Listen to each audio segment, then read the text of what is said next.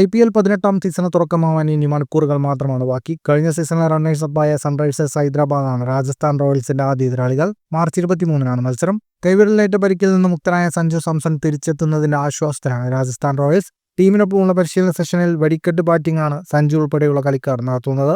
മിന്നും ഫോമിലാണ് രാജസ്ഥാൻ ബാറ്റേഴ്സ് എന്ന് വ്യക്തം. ഇതുമാത്രമല്ല, ഹൈദരാബാദിനെ ആദ്യ മത്സരത്തിൽ അലോസരപ്പെടുത്തുന്നത്. ഹൈദരാബാദിനെതിരെ മികച്ച കണക്കുകളാണ് സഞ്ജുവിനുള്ളത്. ഹൈദരാബാദിനെതിരെ 102 റൺസാണ് സഞ്ജുവിന്റെ ഉയർന്ന സ്കോർ. 4 വട്ടം ഇവർക്കെതിരെ സഞ്ജു സ്കോർ 50 കടത്തി. 803 റൺസാണ് ഹൈദരാബാദിനെതിരായ 23 കളിയിൽ നിന്ന് സഞ്ജു സ്കോർ ചെയ്തത്. ഹൈദരാബാദിനെതിരെ സഞ്ജുവിന്റെ സ്ട്രൈക്ക് റേറ്റ് 136 ബാറ്റിംഗ് ശരാശരി 44. സീസണിലെ തങ്ങളുടെ ആദ്യ മത്സരത്തിൽ സഞ്ജു വിക്കറ്റ് കീപ്പിംഗിൽ നിന്നും മാറി നിന്നേക്കുമെന്നും റിപ്പോർട്ടുകളുണ്ട്. ബാറ്റിംഗിൽ NCAൽ നിന്ന് സഞ്ജുവിന് ഫിറ്റ്നസ് സർട്ടിഫിക്കറ്റ് ലഭിച്ചെങ്കിലും വിക്കറ്റ് കീപ്പിംഗിൽ ഫിറ്റ്നസ് കടമ കടന്നോ എന്ന് വ്യക്തമല്ല. സഞ്ജുവിന് പകരം ധ്രുവ് ജുറേൽ ആദ്യ കളിയിൽ വിക്കറ്റ് കീപ്പറാവാനാണ് സാധ്യത. കൂടുതൽ ക്രിക്കറ്റ് വാർത്തകൾക്കായി ചാനൽ സബ്സ്ക്രൈബ് ചെയ്യൂ.